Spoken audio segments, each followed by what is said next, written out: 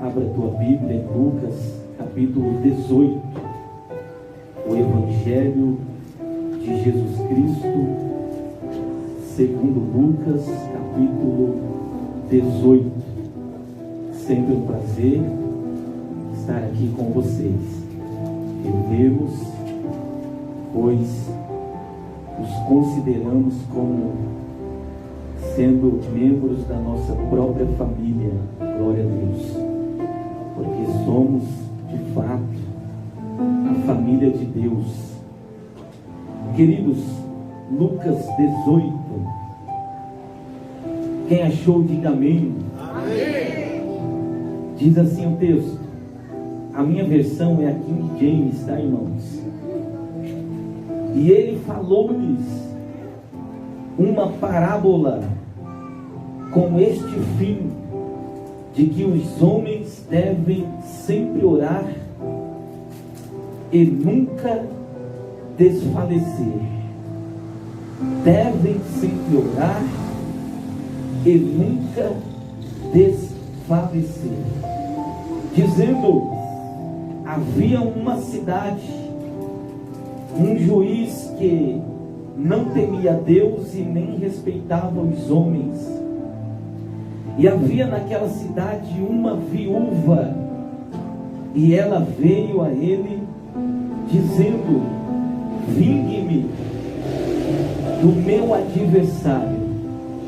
E por algum tempo ele não quis, mas depois ele disse consigo, ainda que eu não temo a Deus, nem respeito os homens, todavia, como esta viúva me incomoda, vou vingá-la, para que ela não continue a vir me cansar. E disse o Senhor, ouve o que diz o juiz iníquo ou injusto. E Deus não vingará aos seus próprios eleitos, que clamam contra ele dia e noite, já que é longânimo para com eles? Eu vos digo que ele os vingará rapidamente. Quando, porém, vier o Filho do Homem, porventura achará fé na terra? Amém? Curva a sua cabeça em nome de Jesus. Pai, nesta noite, nós queremos pedir que o Teu Espírito Santo conduza as nossas vidas em Tua presença. Senhor, Tu sabes das nossas necessidades.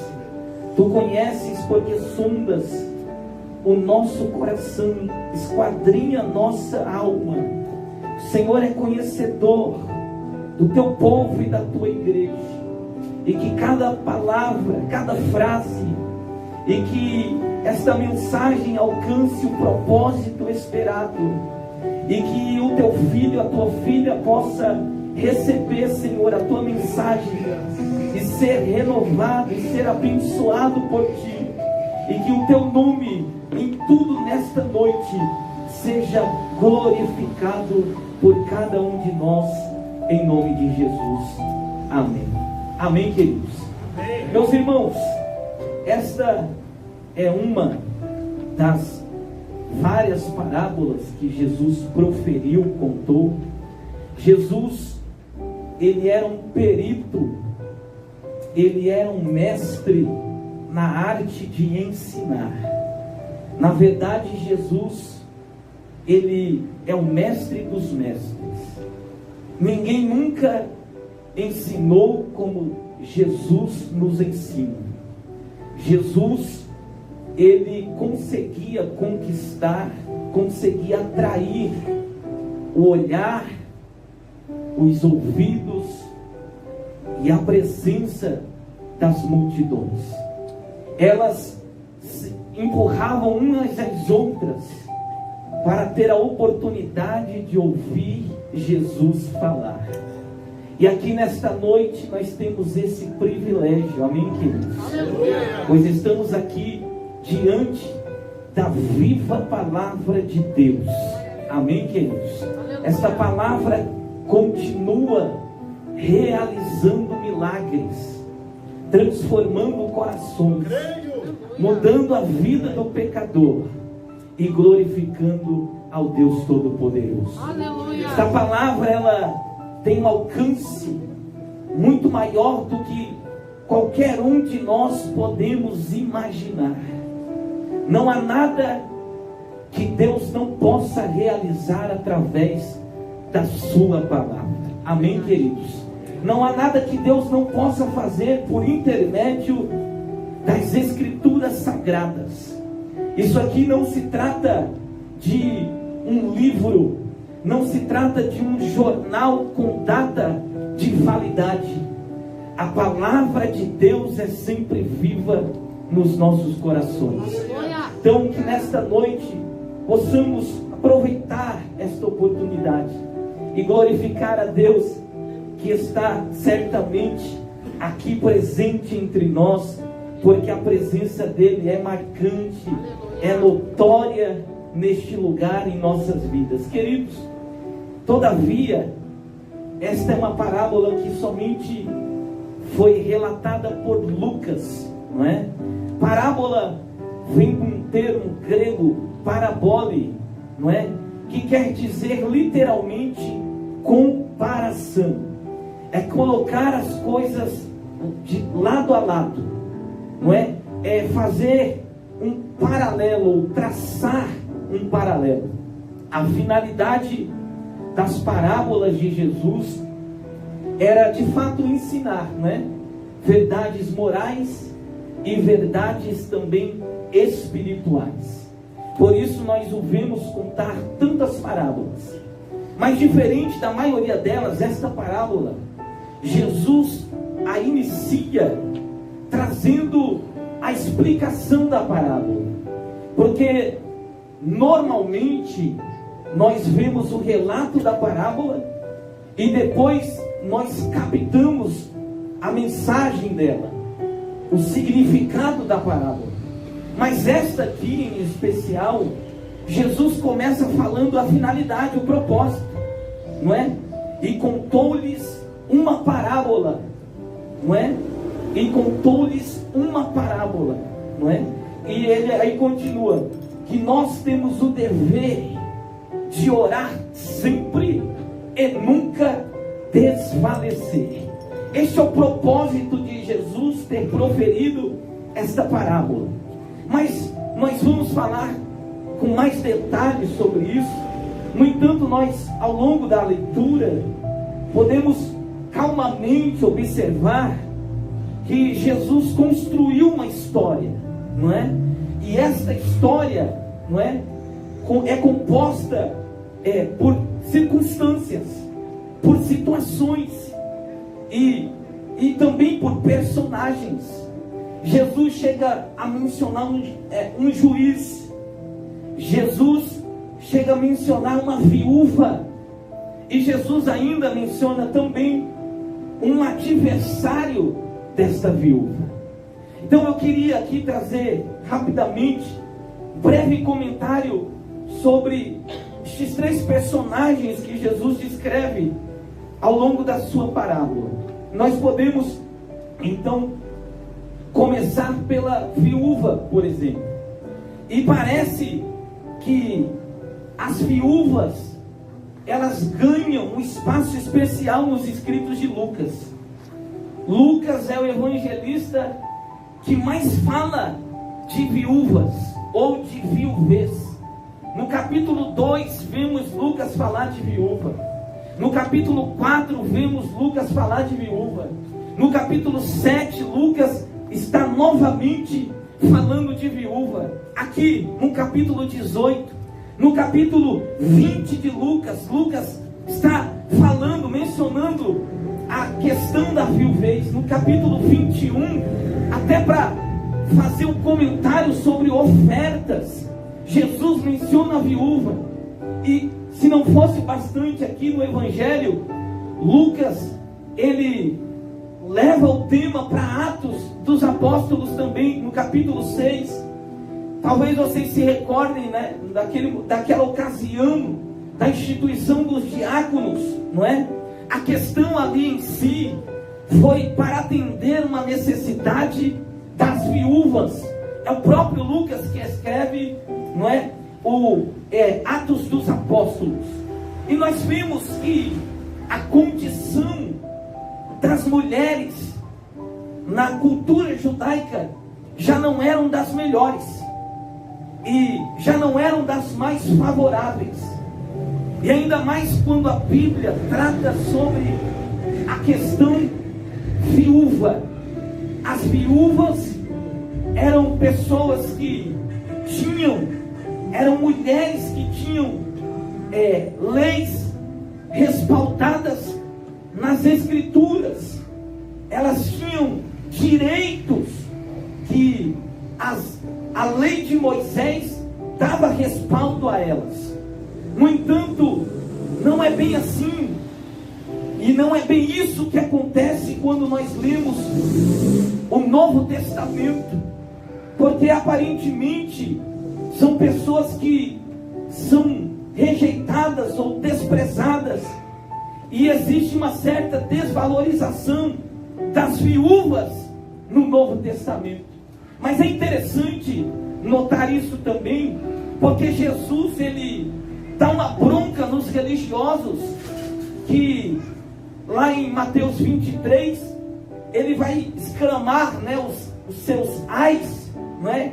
E vai dizer: ai de vós, escribas e fariseus, não é? Escribas e fariseus, que vocês estão devorando as casas das viúvas, né, usando como pretextos longas orações.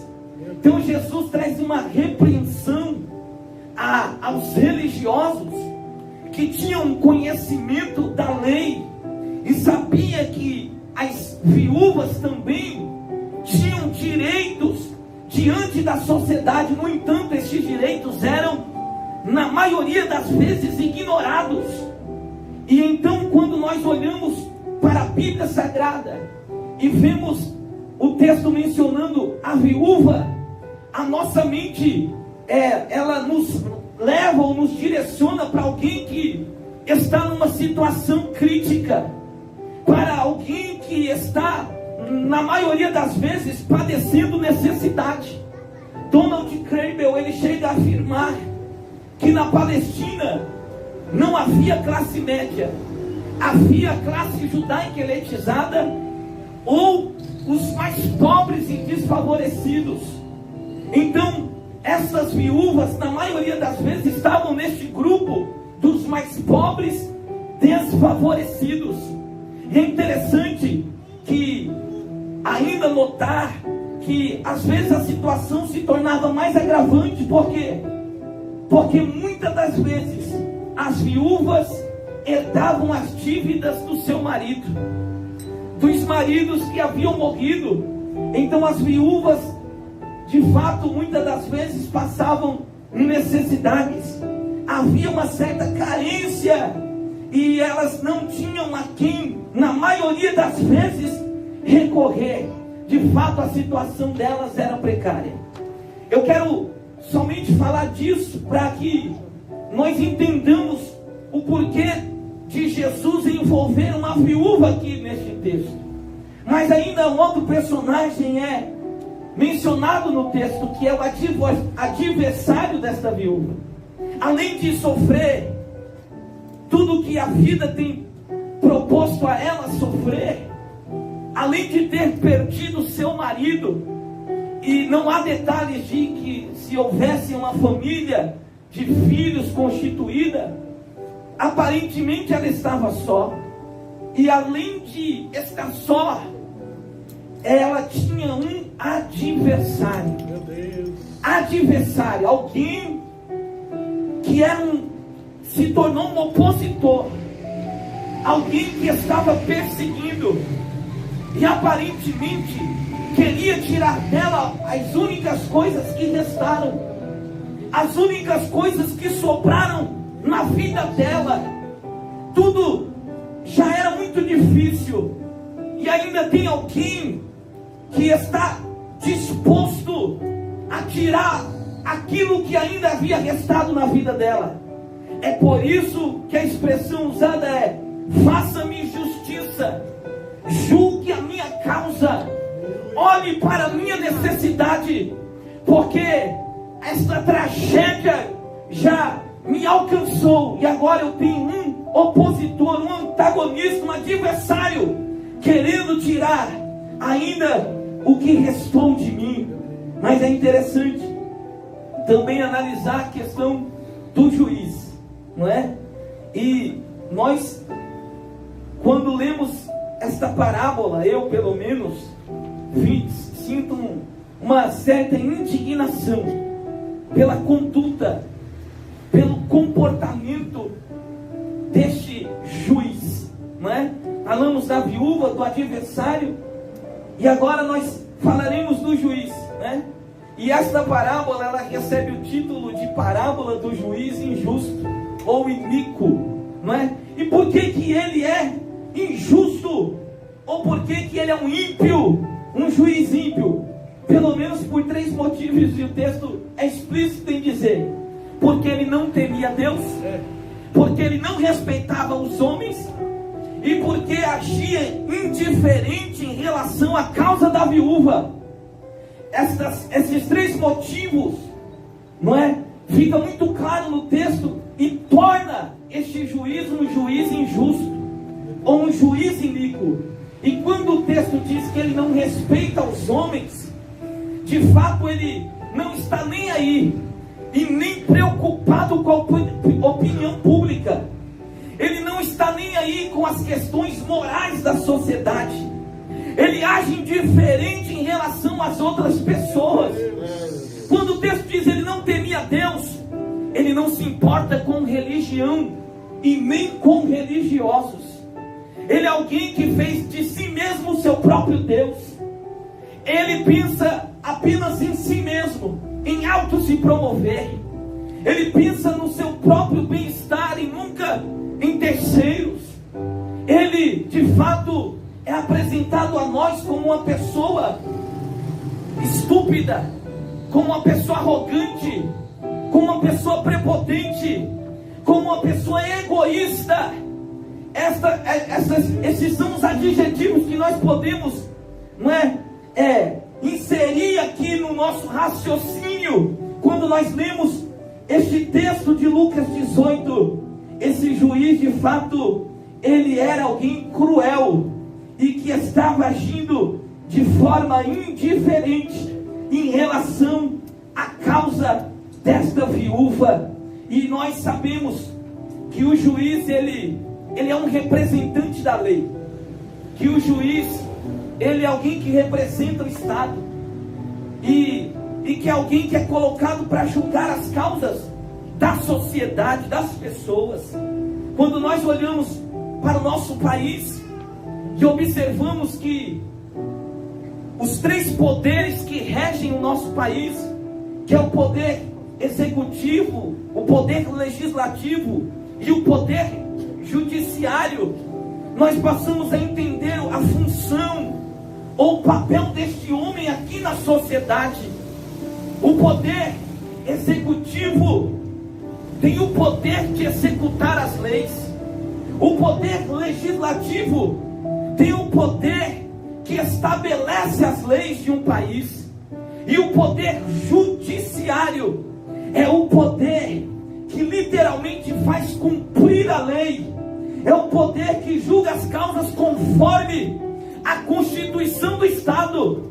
E aí, quando nós analisamos essa questão, porque se no Brasil, que é um país supostamente democrático, nós temos os 3 poderes que regem ou deveriam reger a nossa nação e fazer cumprir o que está escrito na bandeira nacional, não é o que está escrito lá: ordem e progresso. Quando a ordem e o progresso acontece, quando esses 3 poderes agem em harmonia, quando eles falam a mesma língua, quando eles trabalham pelo bem comum do país, aí sim haverá este resultado: ordem e progresso em nossa nação. Mas pastor Demaí, não há progresso no Brasil.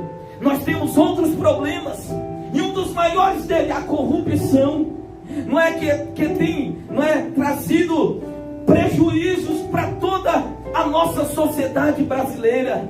Mas é interessante analisarmos que este homem é um representante da lei. Ele conhece as leis.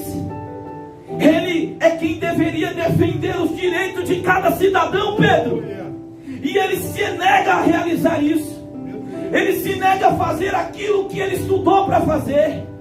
Ele se nega a se preocupar com terceiros, com o próximo. Eu fico, não é? Eu fico admirado aqui com as colocações de Jesus, porque este juiz ele está no lugar errado. Este homem escolheu a profissão errada. Este homem não deveria estar aqui. Mas Jesus fez questão de narrar desta maneira, para que a gente pudesse entender. A função do judiciário é garantir e defender os direitos.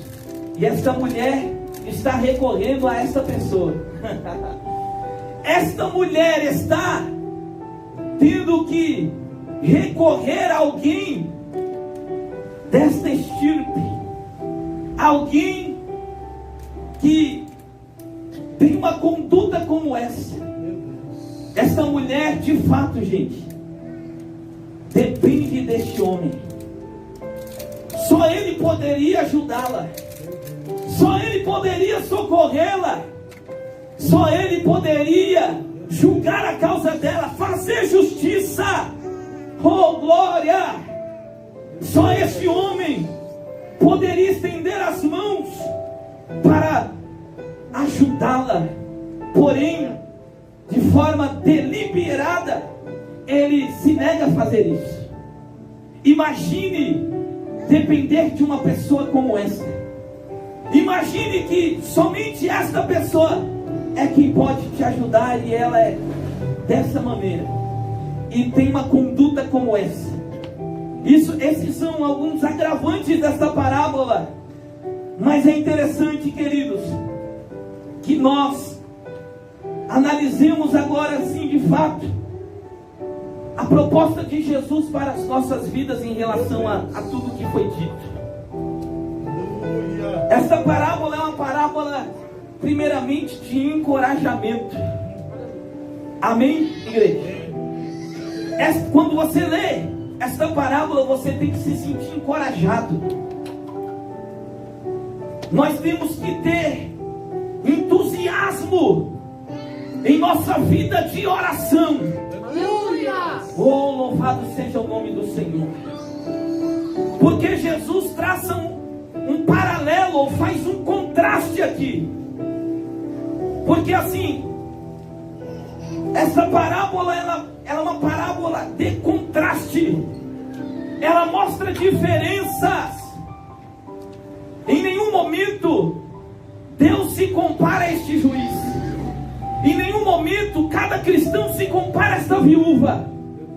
São questões e condutas diferentes, tanto de Deus para com o juiz e de tanto dos cristãos para com esta viúva.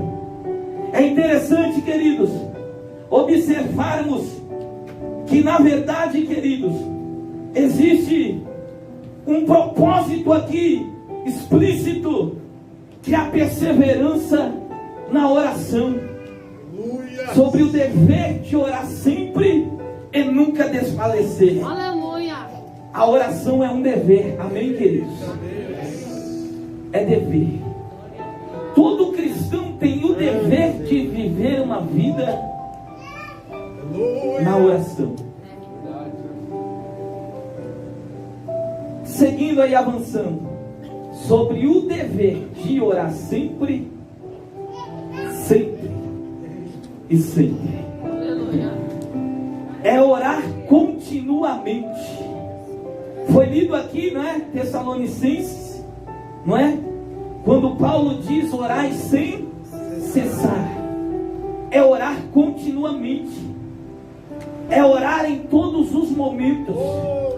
É é orar diante de todas as circunstâncias, é ter o hábito e uma vida de oração. A vida do cristão é conduzida pela oração. Nós, como igreja e como cristão, não podemos descuidar desta prática. Ela é como um alicerce para a nossa caminhada. A oração é o fundamento da vida cristã. Sem um cristão que não ora, não consegue desfrutar de intimidade com Deus. O cristão que não ora não consegue, aleluia, entrar em sintonia com aquele que tudo pode. O cristão que não ora tem uma vida rasa, tem uma vida superficial. O cristão que não ora não tem visão espiritual do que Deus pretende para a sua própria vida. Então, na verdade, irmãos, quando nós falamos sobre oração, nós temos que saber primeiramente que nós somos deficientes nessa prática. Nós somos descuidados nesta prática. Pastor, mas eu oro diariamente. Você ainda ora pouco. Aleluia, mas eu faço várias campanhas. Nós ainda oramos pouco porque ninguém ora demais. A Bíblia nos ensina, através desta mensagem, que nós temos o dever, a obrigação de orar sempre. Aleluia! E muitas das vezes nós achamos que estamos fazendo demais numa campanha, num propósito, num voto que nós fazemos com Deus em relação à oração. Mas na verdade isso deve ser uma prática constante durante toda a nossa vida. Amém? George Miller, a história diz que ele orou por um amigo durante 50 anos, até que ele se converteu. Aleluia! Aqui o texto diz que temos o dever de orar sempre. Orar sempre é ser presente na oração. Oh, glória! Orar sempre é ter continuidade, ser constante na oração, é ser perseverante. Perseverança é a qualidade daquele que não desiste nunca. Por que o teor aqui é a perseverança? Porque a perseverança não nos coloca um limite de tempo. A oração, ela não pode ser conduzida ou direcionada a Deus só na crise, só na dor, só no pranto, ou só na festa, ou só no regozijo. Em todos os momentos nós devemos conduzir a nossa vida na oração. Amém? Não tem um tempo determinado. Quando se fala de perseverança, não tem limite. Amém? Aqui o que o texto deixa claro é que nós temos que orar até que recebamos a nossa vitória. Oh, glória! E provavelmente você já passou por isso, de ter finalizado uma campanha sem uma resposta de Deus. Mas isso não quer dizer que Deus, aleluia, fechou as portas, que Deus trancou os céus. Mas isso quer dizer que nós precisamos prevalecer na prática da oração. É o desejo, quando Deus ainda não respondeu, porque Ele sempre responde. Porque quando eu leio esse texto, pastor Martins, eu fico seguro em Deus. Eu fico tranquilo, meu coração descansa, porque eu sei que toda oração tem resposta. Amém? Você crê nesta noite que a tua oração tem resposta? Que a tua petição tem resposta de Deus? Só que a perseverança não determina o tempo. A perseverança é até que aconteça. Então não importa, talvez sejamos como Daniel, que se prostrou e orou por 21 dias, não foi? 21 dias. E o texto deixa aparentar para nós, indica que ele não ia parar de orar até que a resposta chegasse. Essa é a questão, irmãos, da perseverança. Nós temos que orar, a prática de orar. Nós temos que viver uma vida de oração, uma vida de oração paciente, persistente e perseverante. Não é verdade? Nós temos que orar sempre. Aleluia. E nunca desfalecer. Amém?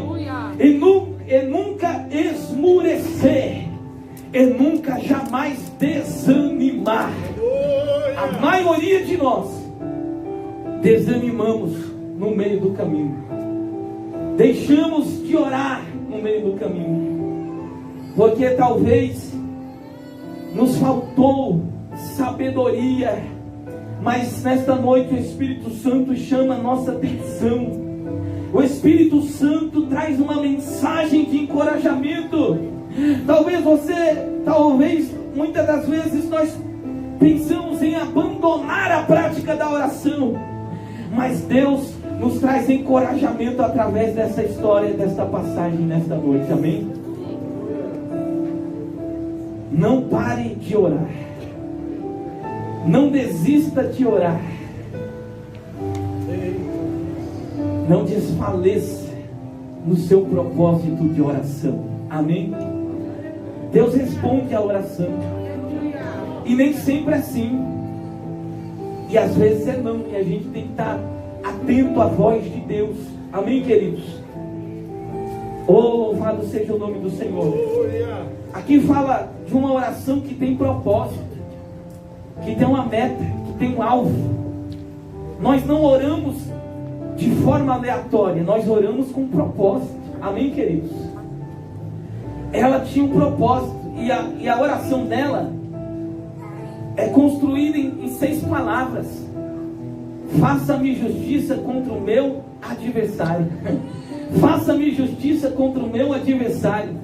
Ela não fala da dor de barriga dela, da enfermidade dela. Ela não fala do caráter e da conduta do juiz. Para ela tudo isso é indiferente. Ela sabe o que está fazendo ali. Ela só tem um desejo, ela só tem um pensamento, ela só tem uma causa, e é: faça-me justiça contra o meu adversário. Deus, faça-me justiça, julgue a minha causa, atenda a minha súplica e a minha oração nesta noite. Oh, louvado seja Deus. Nós temos que dar foco e saber apresentar as nossas petições diante de Deus. Amém, queridos? Existem coisas que são específicas e que são mencionadas especificamente em oração. Amém, queridos? E não se admire de Jesus parar perante uma multidão, mandar chamar o céu e perguntar qual é o pedido dele. Não se admire, porque é justamente isso, o foco é ter uma meta. Ele clamou, e ainda que alguns quiseram calá-lo, mas o texto diz que ele clamava cada vez mais: Jesus, filho de Davi, tem misericórdia de mim. Jesus parou e mandou chamá-lo. Quando ele largou a capa e se apresentou diante de Jesus, Jesus disse: o que queres que eu te faça? Oh, glória! Talvez para alguns era evidente, não é? Talvez para alguns estavam muito claro que ele quisesse enxergar, mas ele precisa ter foco, ele precisa falar, ele precisa ter meta, e ele quer enxergar, ele quer ver, que eu veja, Senhor. E o texto diz que Jesus fez um milagre na vida dele. Amém? É um propósito. Olha só a mulher hemorrágica, 12 anos sangrando, e quando ela viu Jesus, ela traçou uma meta, e na mente dela ela dizia assim: se eu somente tocar na orla das suas vestes, serei curada. Aleluia! O que é isso? É meta. Ela não vai chegar diante de Jesus, então, sabe que é meta. Eu tenho um alvo, eu vi Jesus. Tem uma multidão para atrapalhar um pouquinho? Tem. Mas quando eu tenho um objetivo, eu não permito que nada me tire do foco. Amém? Amém? Muitas coisas vêm para embaraçar o nosso caminho da oração. Muitas coisas vêm para embaraçar nossa mente e dizer: será que é isso mesmo? Será que eu estou certo? Será? Ei, querido, tenha propósito na tua oração, seja específico na tua causa. Deus vai responder e atender a tua oração neste lugar. Saraba, caraba, candará. nome de Jesus. Aquela mulher foi curada. E ela dizia ao juiz: faça-me justiça. Faça-me justiça. E o pedido dela era como e quando? Era o mesmo e sempre. Era o mesmo e sempre.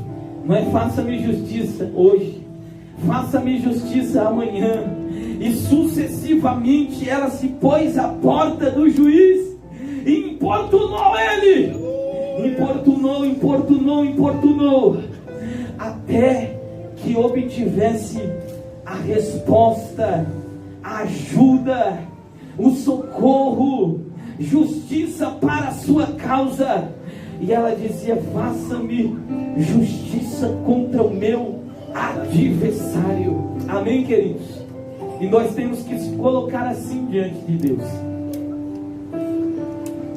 desta mesma forma, com o nosso pedido, que as nossas petições, para que o Senhor, aleluia, faça e realize a vontade dele sobre as nossas vidas.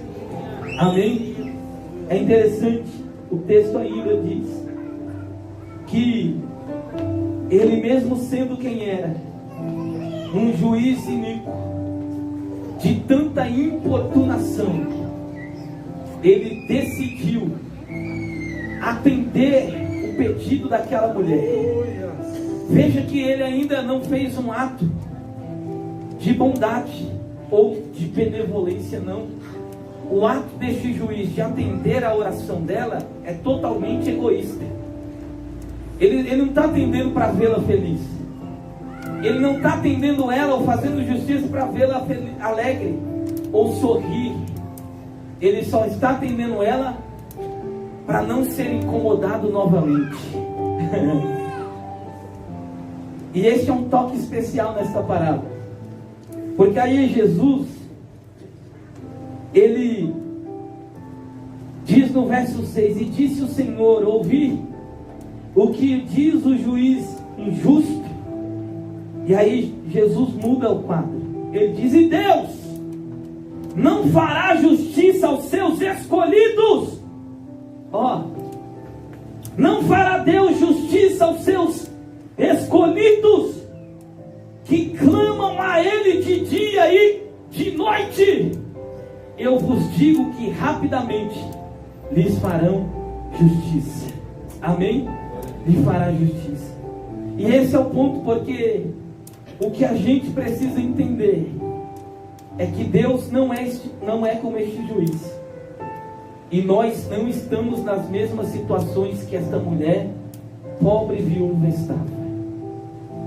Nós estamos em uma situação diferente.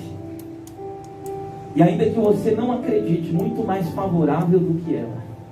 Amém? Por quê? Porque é um contraste que Jesus quer trazer. E eu quero dizer a você que esta viúva, ela era uma anônima, mas Jesus te conhece pelo seu nome. Amém?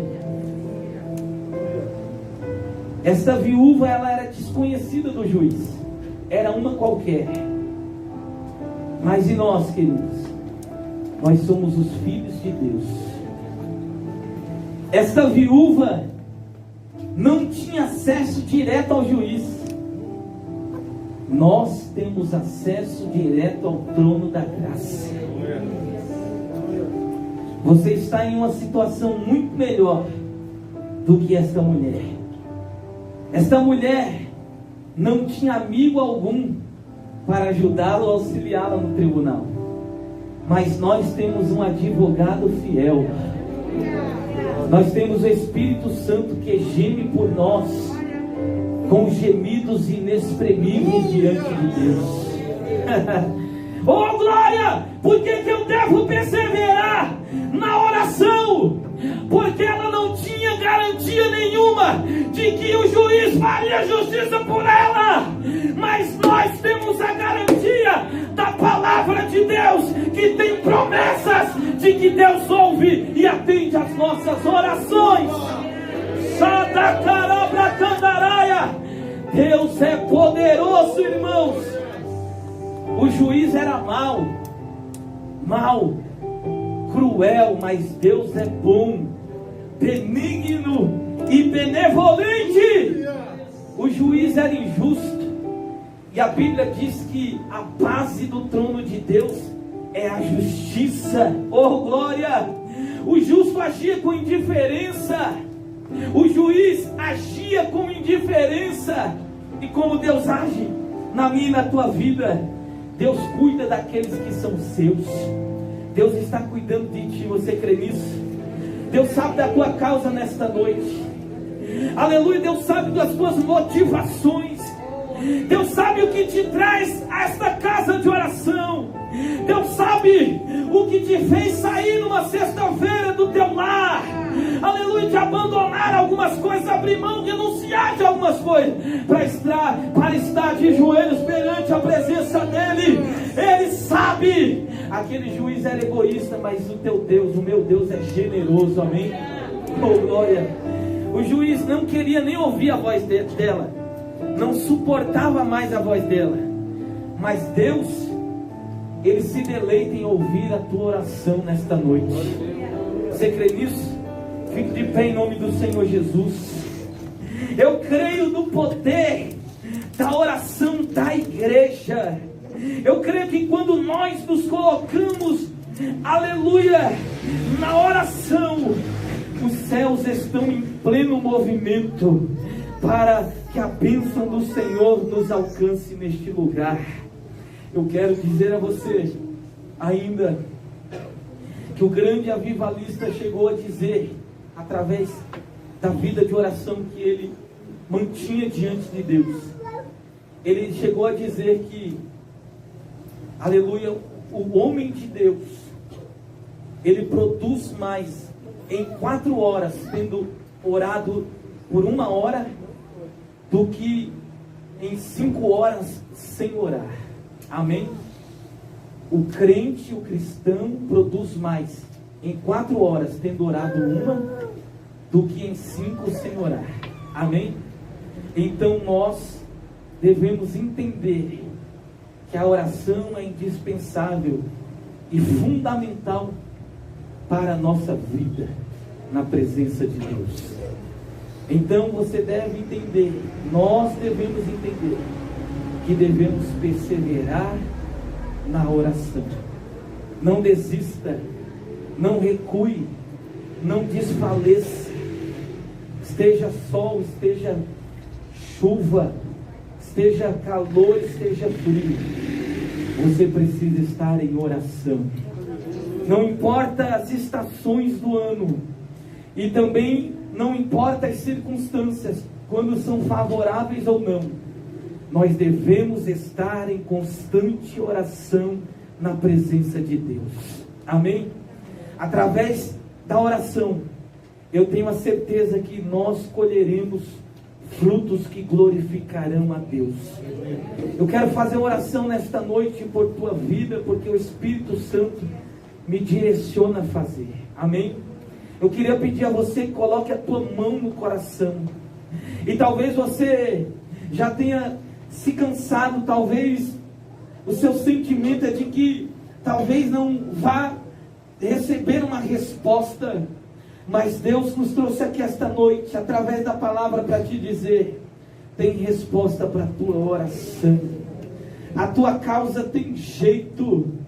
O milagre, aleluia, vem de Deus, e quando Ele determina, não há quem possa fazer Deus voltar atrás. Aleluia, Ele é poderoso e soberano para socorrer e para julgar a tua causa. Aleluia, Deus é totalmente diferente. Talvez nós pensemos que estejamos sendo oportunando Ele, ou sendo chatos, mas sejam chatos na oração, incomode na oração, porque Jesus disse: batei, batei, buscai, buscai, pedi, pedi. Aleluia, Jesus nos ensina a não desfalecer na oração. Em nome de Jesus, em nome de Jesus, o teu pedido, a tua causa, aleluia, eu sei que Deus é, aleluia, o Senhor da tua vida, da tua salvação. Ele é maior, Ele é melhor do que aquele juiz injusto. E se Ele era daquele jeito, atendeu aquela mulher, imagine o teu Deus, amém? Imagina o que Deus não é capaz de realizar em favor daqueles que Ele escolheu, aleluia, daqueles que Ele levantou sobre a face da terra. A tua família tem jeito, o teu filho tem jeito, no teu trabalho tem jeito,